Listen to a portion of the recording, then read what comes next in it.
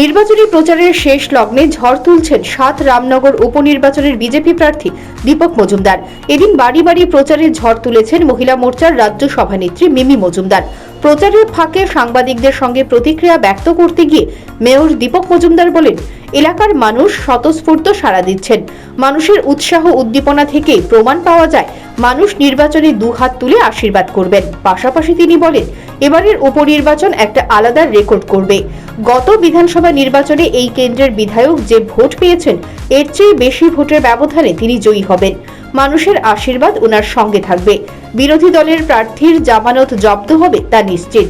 মানুষ কংগ্রেস সিপিএম এর ভোটকে কিছুতেই মেনে নিতে চাইছেন না, তাই জোটের প্রার্থীদের পরাজয় নিশ্চিত। ভোটে এই কেন্দ্রের মানুষ জোটের প্রার্থীদের প্রত্যাখ্যান করবেন।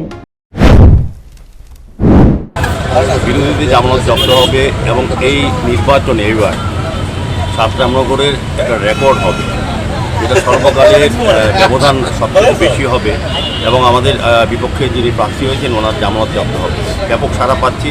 বিশেষ করে আমি নিজের ভোট যেমন আমি চাইছি, পাশাপাশি আমাদের পশ্চিম ত্রিপুরা লোকসভা কেন্দ্রে যিনি প্রার্থী, রাজ্যের প্রাক্তন মুখ্যমন্ত্রী, বর্তমান সাংসদ রাজ্যসভার এবং সকলের প্রিয় বিপ্লব কুমার দেবের পক্ষে ভোট চাইছি। আমরা লক্ষ্য করছি যে প্রত্যেকেই আমাদের পদ্মফুল চিনে দুটি ক্ষেত্রেই ভোটদান করবেন এবং আশীর্বাদ করবেন, কাজ করার সুযোগ দেবেন।